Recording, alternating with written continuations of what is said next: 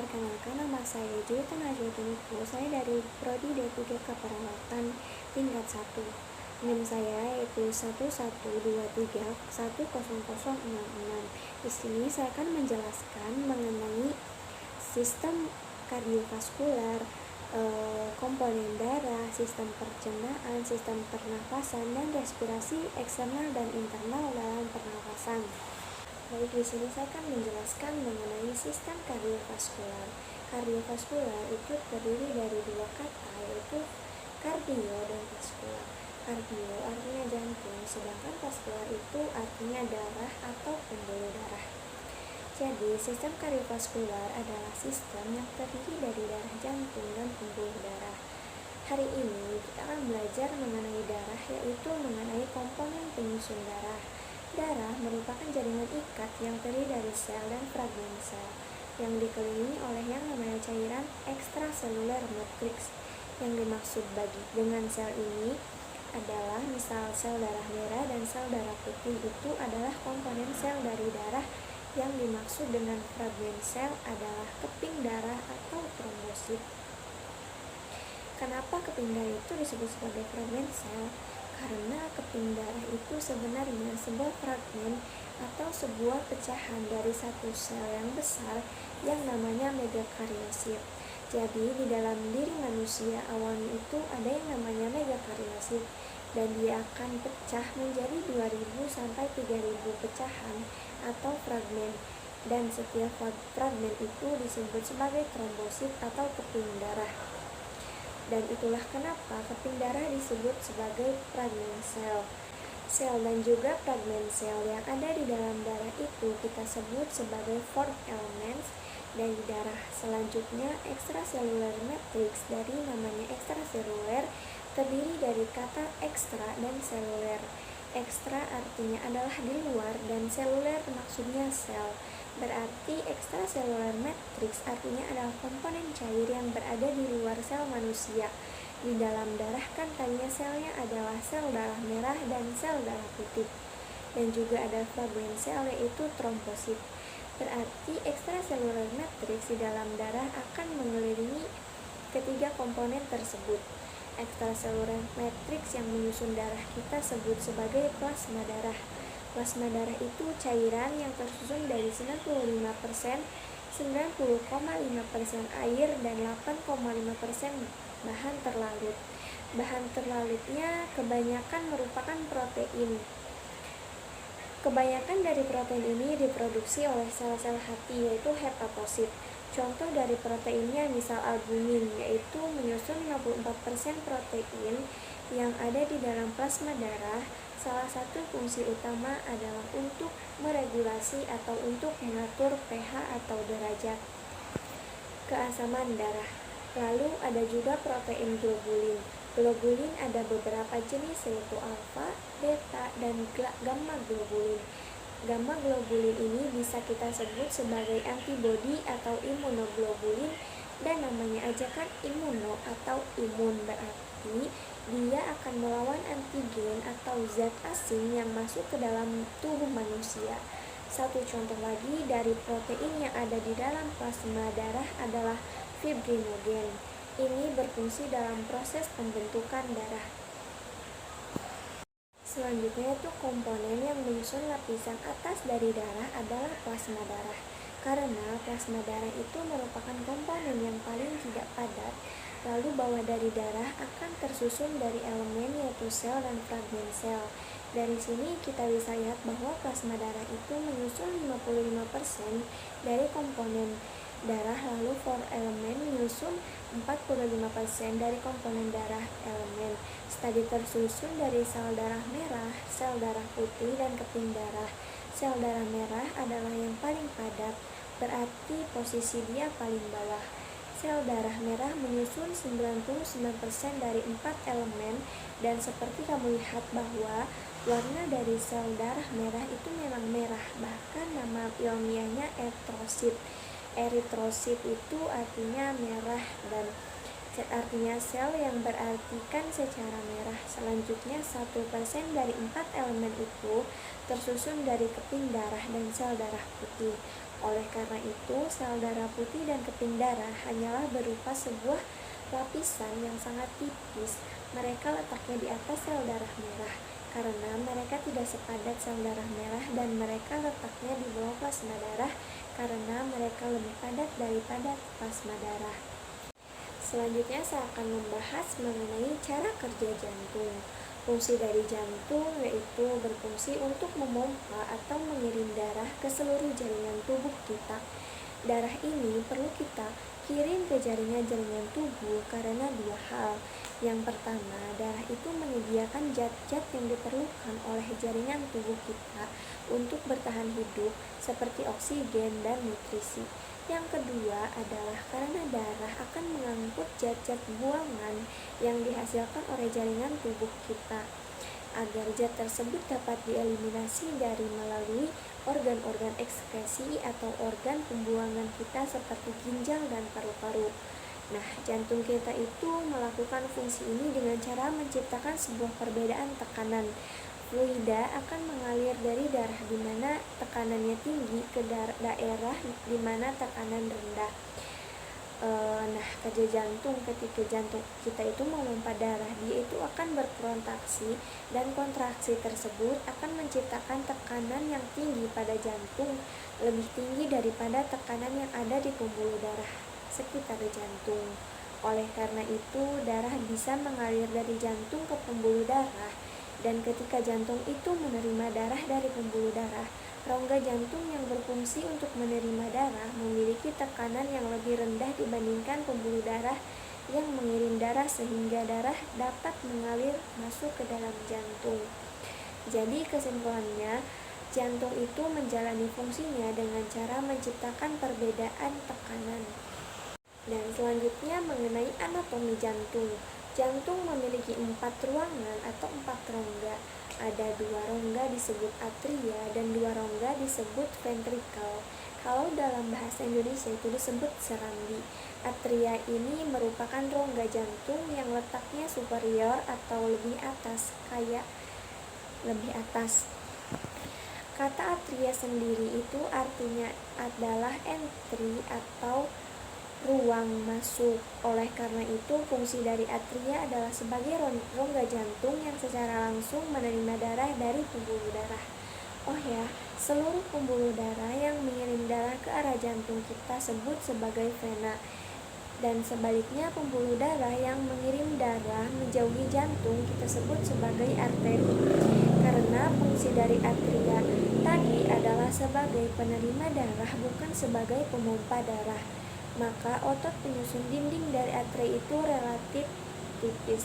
Kalau kita omongin lagi, 2 rongga ini sekaligus kita sebut yaitu atria, tapi kalau kita ngomongin satu persatu, kita berarti ada atrium kanan dan atrium kiri. Yang kanan itu menerima darah kotor, yaitu darah yang kaya karbon dioksida dan miskin oksigen. Darah ini kaya dengan karbon dioksida karena dia merupakan darah yang baru saja keliling ke seluruh tubuh kita, kecuali ke daerah paru-paru. Dia melepas oksigen untuk sel-sel kita, dan dia juga menerima karbon dioksida hasil metabolisme sel-sel kita. Lalu sebaliknya, atrium vena kiri itu menerima yang dulu kita sebut sebagai darah bersih, yaitu darah yang kaya oksigen dan miskin karbon dioksida. Darah ini bersih karena dia baru saja jalan ke daerah paru-paru, dan di paru-paru dia menerima oksigen dari alveolus dan membuang karbon dioksida yang dia angkat. Selanjutnya kita bahas mengenai ventrikel. Ventrikel merupakan rongga jantung yang letaknya itu lebih inferior atau lebih bawah. Ventrikel ini disebut sebagai pumping chamber, maksudnya adalah rongga pemompa. Oleh karena itu, fungsi dari ventrikel itu ventrikel kanan maupun ventrikel kiri adalah untuk memompa darah keluar dari jantung. Nah, kan tadi kanan itu berisi darah kotor atau darah yang kaya CO2 dan miskin O2. Nanti darah kotor itu akan dialirkan ke ventrikel kanan dan Oleh karena itu, ventrikel kanan akan memompa darah kotor keluar dari jantung. Oleh karena itu, ventrikel kanan ini akan memompa darah kotor menuju ke paru-paru agar nanti di daerah alveolus paru-paru, darah kotor ini dapat melepas CO2 yang tadi diangkut dan dia dapat menerima O2 agar dia menjadi darah yang bersih. Arteri yang mengantar darah dari ventrikel kanan ke paru-paru disebut arteri pulmonalis. Arteri pulmonalis kanan dan kiri, karena pulmonalis itu artinya adalah sesuatu yang berkaitan dengan paru-paru. Seperti yang tadi saya bilang, darah yang melewati paru-paru sekarang sudah kaya oksigen dan rendah CO2. Nah, darah ini kembalikan ke jantung, yaitu ke atrium kiri. Atrium kiri itu isinya darah kaya oksigen. Vena yang mengembalikan darah kaya oksigen dari paru-paru ke atrium kiri adalah 4 cabang vena pulmonalis. Pulmonalis karena tadi kan dia darahnya berasal dari paru-paru atau pulmo. Rute darah mengalir yang berawal dari disebut sebagai sirkulasi pulmonal. Nah, darah yang kaya oksigen ada di atrium kiri nanti kan akan mengalir ke ventrikel kiri dan ventrikel kanan ke seluruh tubuh disebut sebagai aorta, dan aorta ini terkenal sebagai arteri yang paling besar dalam tubuh manusia. Dia akan mengangkut zat-zat buangan yang diproduksi oleh jaringan kita, tubuh kita, dan yang tadinya darah bersih kan jadi kotor ya. Dan kalau darah kotor tadi perginya kemana, yaitu ke atrium kanan. Darah masuk ke atrium kanan itu melalui 3 vena superior. Vena cava untuk darah yang berasal dari atas tubuh kita, inferior vena cava untuk darah yang berasal dari tengah dan bawah, dan juga coronary sinus untuk darah yang berasal dari otot jantung kita. Rute sirkulasi darah yang berawal dari ventrikel kiri lalu lanjut ke seluruh jaringan tubuh manusia kecuali paru-paru dan kembali lagi ke kanan, yaitu kita sebut sebagai the system circulation system melalui jaringan kecuali paru-paru.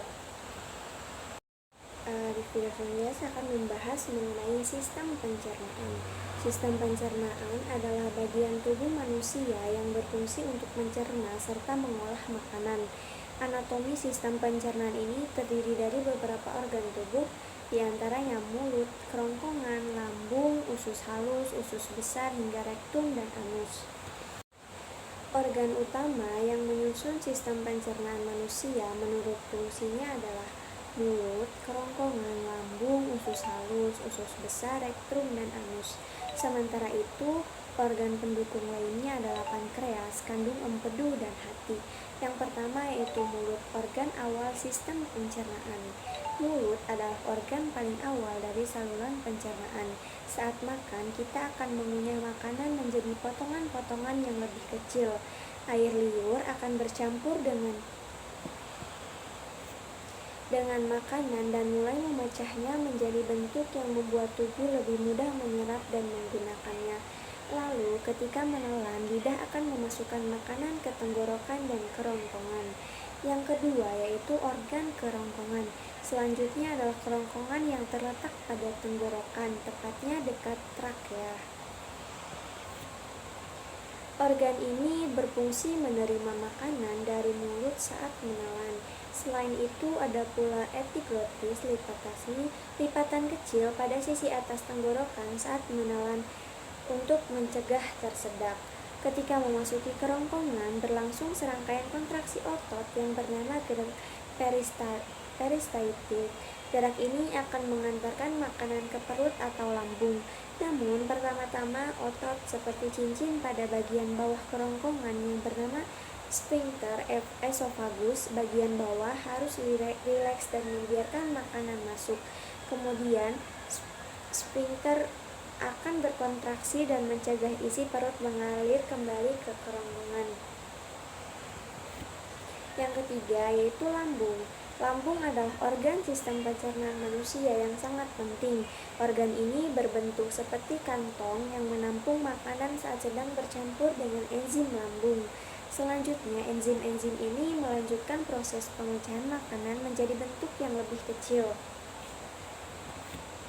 Sementara itu, sel-sel pada lapisan perut mengeluarkan asam dan enzim yang kuat untuk proses pemecahan. Ketika penyerapan makanan yang masuk sudah cukup, makanan sisa akan menuju ke usus kecil. Lambung merupakan salah satu organ yang rentan mengalami masalah pencernaan. Yang selanjutnya yaitu usus halus. Bagian selanjutnya dari organ pencernaan manusia adalah usus halus. Bagian ini terdiri dari 3 segmen, yaitu duodenum, jejunum, dan ileum. Ini adalah tabung otot panjang yang memecah makanan menggunakan enzim dari pankreas dan empedu. Tidak hanya kerongkongan, gerak peristaltik juga berlangsung pada organ ini untuk memindahkan makanan dan mencampurnya dengan cairan pencernaan dari pankreas dan hati. Pankreas, duodenum atau usus 12 jari adalah segmen pertama dari usus kecil yang bertanggung jawab atas proses pemecahan makanan. Sementara itu, jejunum dan ileum bertanggung jawab untuk penyerapan nutrisi ke dalam aliran darah. Isi usus halus mulai setengah padat dan berakhir dalam bentuk cair setelah melewati organ. Setelah penyerapan nutrisi selesai, cairan sisa makanan akan melewati usus kecil dan masuk ke usus besar. Organ selanjutnya yaitu pankreas berfungsi untuk menghasilkan enzim pencernaan ke dalam duodenum yang memecah protein, lemak, dan karbohidrat. Organ satu ini juga bertugas membuat insulin, meneruskannya langsung ke aliran darah. Insulin adalah hormon utama dalam tubuh untuk metabolisme gula. Dan yang selanjutnya yaitu organ hati. Hati atau liver memiliki banyak fungsi, namun fungsi utamanya sebagai organ sistem pencernaan manusia adalah memproses nutrisi dari penyerapan di usus kecil. Empedu yang berasal dari organ hati akan masuk ke usus kecil. Zat ini memainkan peran penting dalam mencerna lemak dan beberapa vitamin. Berikutnya yaitu kantong empedu. Kantong empedu yang berfungsi menyimpan dan mengonsentrasikan empedu dari organ hati. Selanjutnya, organ ini akan melepaskannya ke duodenum pada usus kecil untuk membantu menyerap dan mencerna lemak. Organ yang selanjutnya yaitu usus besar. Dalam sistem pencernaan manusia, usus besar menjadi organ yang berfungsi untuk memproses limbah dan mengosongkannya usus dengan mudah dan nyaman. Bentuk dari organ ini adalah tabung otot panjang yang menghubung usus kecil ke rektum. Biasanya perlu waktu sekitar 36 jam untuk feses melewati usus besar. Feses sendirian sebagian besar adalah sisa makanan dan bakteri. Bakteri baik ini melakukan fungsi yang berguna seperti mensintesis berbagai vitamin, memproses produk limbah dan partikel makanan, serta melindungi dari bakteri berbahaya. Selanjutnya yaitu rektum. Rektum adalah ruang lurus sepanjang 20 cm yang menghubungkan usus besar ke anus. Fungsi organ sistem pencernaan manusia ini adalah menerima feses dari usus besar. Selanjutnya, rektum akan memberi sinyal ke tubuh bahwa ada feses yang harus keluar dan menahan feses sampai terjadi evakuasi. Selanjutnya yaitu anus. Anus adalah bagian terakhir dari sistem pencernaan manusia. Organ ini berupa saluran sepanjang 5 cm yang terdiri dari otot dasar panggul dan 2 sphincter anal atau internal dan eksternal. Lapisan anus bagian atas mampu mendeteksi isi rektum dan memungkinkan kamu mengetahui apakah isinya cair, gas, atau padat. Lapisan anus bagian atas mampu mendeteksi isi rektum dan memungkinkan kamu mengetahui apakah isinya cair, gas, atau padat. Anus memiliki otot sphincter yang penting untuk mengontrol feses. Sementara itu, otot dasar panggul akan membentuk sudut antara rektum dan anus yang mencegah feses keluar ketika belum waktunya. Namun, ada juga gangguan umum yang sering terjadi di sistem pencernaan, Yang pertama yaitu gastritis. Kondisi ini terjadi ketika dinding lambung mengalami peradangan. Dan yang kedua, gastroesophageal reflux disease atau GERD. Kondisi ini muncul saat asam lambung naik ke kerongkongan. Akibatnya timbul rasa terbakar pada dada, regurgitasi, dan gangguan tidur. Selanjutnya saya akan membahas mengenai sistem pernapasan. Udara dapat masuk ke sistem pernapasan kita antara melalui hidung atau melalui mulut. Walaupun mulut itu bukan bagian dari sistem pernapasan dari sini, sebenarnya kita bisa bertanya apa sih sebenarnya perbedaan antara udara yang masuk lewat hidung dan yang masuk lewat mulut. Untuk jawab ini kita bisa bayangkan udara yang masuk lewat hidung akan pertama-tama melalui lubang hidung, kita sebutnya sebagai eksternal naris. Setelah melewati eksternal naris, udara ini telah memasuki daerah paling depan dari rongga hidung yang kita sebut sebagai nasal vestibule. Ini adalah rongga yang isinya itu banyak rambut-rambut hidung. Udara yang lewat akan tersaring atau terfilter oleh rambut-rambut hidung kita sehingga sekarang dia lebih bersih ketimbang ketika udara ini masih di luar tubuh. Ini menjadi perbedaan pertama antara udara yang masuk lewat hidung dan yang masuk lewat mulut. Karena mulut kita tidak memiliki sistem filtrasi seperti ini, sehingga udara yang masuk lewat mulut itu tidak bersih. Yang masuk lewat hidung, udara yang telah terfiltrasi ini akan lanjut berjalan ke daerah rongga hidung yang lebih dalam. Di daerah ini terdapat perpanjangan yang berasal dari dinding samping hidung kita atau lateral nasal wall, dan perpanjangan ini mengarah ke arah nasa septum, yaitu pembatas antara rongga hidung sisi kanan dan kiri. Perpanjangan ini kita sebut sebagai nasal conchae dan nasal conchae superior tengah dan inferior. Untuk tiap sisi kalian bisa lihat di antara nasal conchae superior tengah dan inferior ini terdapat celah dan jalur yang sangat tipis. Jalur-jalur ini kita sebut sebagai dan sama seperti nasocontact lisan itu terbagi menjadi superior, tengah, dan inferior. Udara yang kita hirup akan berputar-putar di daerah lisan yaitu dan conchae. Pergerakan udara seperti ini menyebabkan beberapa perubahan pada kualitas udara tersebut. Yang pertama, udara akan semakin hangat karena selama mereka bergerak, mereka itu terperoleh darah kapiler pada daerah ini yang dapat mentransfer kalor ke udara tersebut. Yang kedua, terdapat banyak sel goblet yang berfungsi untuk sekresi mukus. Mukus akan menyebabkan udara yang berputar-putar ini. Dan yang terakhir, di daerah superior atau daerah atas terdapat epitel olfaktori yang menyebabkan kita bisa udara yang kita hirup jika dibandingkan dengan udara yang masuk mulut. Udara yang masuk mulut, udaranya tetap menjadi hangat dan lembab. Namun di mulut kita tidak terdapat reseptor olfaktori untuk membantu. Sekarang udara yang masuk dari maupun mulut sama-sama akan masuk ke belakang tenggorokan kita yang kita sebut sebagai faring. Dari sini udara yang kita hirup harus memilih masuk antara dua saluran. Saluran yang paling belakang itu esofagus atau saluran pencernaan kita, jadi pastinya udara kita akan memilih saluran di depannya. Udara yang memilih jalur ini akan melewati struktur yang kita sebut sebagai laring. Laring situ punya banyak nama, kita bisa sebut sebagai Facebook atau kotak suara karena dengan bantuan aliran udara struktur inilah yang menciptakan suara kita. Tapi atau yang kita lebih sering pakai untuk mendeskripsikan laring adalah jakun. Karena itu adalah laring. Dan laring di sini ada pada laki-laki maupun perempuan. Kalau di laki-laki itu lebih dominan atau lebih besar. Waris inilah yang menjadi gerbang untuk udara kita masuk ke saluran berikutnya, yaitu trakea, yang pada ujungnya akan menjadi dua saluran yang kita sebut sebagai dua bronki yang terhubung secara langsung dengan paru-paru kanan dan kiri kita.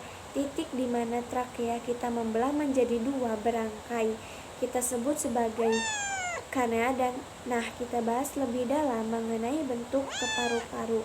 Makanan tidak akan masuk ke dalam saluran pernapasan kita karena terdapat yang namanya epiglotis. Epiglotis ini merupakan bukaan dan tutupan dari laring. Jadi kalau misalkan kita makan dan ada makanan yang lewat waring sekitar kan oleh epitologis, sekarang kita lihat anatomi luar dari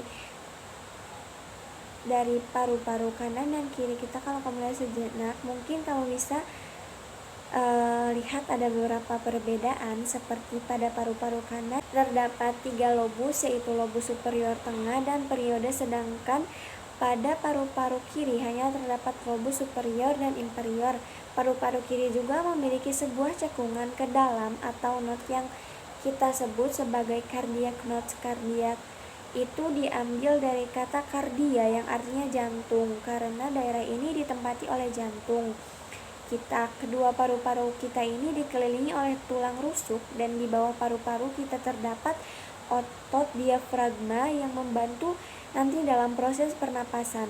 Rongga kita yang berada di antara dan abdomen atau perut kita yang dibatasi oleh tulang rusuk dan otot diafragma serta mengandung jantung dan paru-paru kita itu disebut sebagai rongga toraks. Baik, selanjutnya saya akan menjelaskan mengenai respirasi. Respirasi eksternal dan internal. Respirasi merupakan suatu proses yang dilakukan dalam menghasilkan energi dengan cara memecah molekul kompleks menjadi molekul yang lebih sederhana. Proses respirasi sendiri biasanya akan memecah molekul gula sederhana menjadi karbon dioksida, uap air, serta energi. Semua jenis jasad training sebelumnya melakukan proses respirasi. Dalam kegiatan atau aktivitas kehidupan sehari-hari, respirasi kemudian dapat disamakan dengan pernapasan. Akan tetapi, istilah respirasi mencakup berbagai proses yang juga tak tercakup pada istilah pernapasan. Respirasi sendiri terjadi pada semua tingkatan organisme hidup, mulai dari individu hingga satuan terkecil pada sel. Jika pernapasan biasanya diasosiasikan dengan penggunaan oksigen sebagai senyawa pemecah, maka respirasi bisa diartikan tidak harus melibatkan oksigen. Pada dasarnya, respirasi adalah proses oksidasi yang dialami sebagai unit penyimpan energi kimia pada suatu organisme hidup. Contohnya, molekul gula atau asam lemak kemudian dapat dipecah dengan bantuan enzim serta beberapa molekul sederhana. Dikarenakan proses ini menjadi reaksi eksoton pelepasan energi, maka energi yang dilepas akan ditangkap oleh ADP atau NADP. Lalu pada gilirannya berbagai reaksi biokimia endotermik yang memerlukan energi dipasok kebutuhan energinya dari kedua kelompok senyawa terakhir tersebut. Ada 2 respirasi, yaitu respirasi internal. Proses pernapasan internal terjadi pada sel-sel tubuh manusia dan tumbuhan. Proses pemecahan makanan dalam menghasilkan energi yang terjadi di dalam sel tubuh. Selain itu, respirasi internal juga menyerap sari-sari di dalam tubuh seperti diantaranya glukosa dari makanan serta oksigen dari pernapasan untuk dapat menghasilkan energi. Dan yang kedua yaitu respirasi eksternal, pertukaran gas yang kemudian terjadi dalam paru-paru atau sering juga disebut dengan pernapasan. Proses menghirup udara dari lingkungan serta menukar oksigen yang dihirup dengan karbon dioksida di dalam paru-paru bisa disebut juga sebagai sistem respirasi eksternal. Ada pula yaitu fungsi respirasi. Dalam proses respirasi terdapat banyak fungsi. Selain membantu dalam menarik nafas dan menghembuskan nafas, fungsi lain dari respirasi berupa yang pertama itu memungkinkan untuk dapat berbicara dan mencium, menghangatkan udara agar kemudian lebih sesuai dengan suhu tubuh, melembabkan tubuh kepada tingkat kelembapan yang kemudian dibutuhkan, memberikan oksigen ke dalam sel-sel dalam tubuh, dan menghilangkan gas limbah, termasuk diantaranya karbon dioksida dari tubuh saat menghembuskan nafas.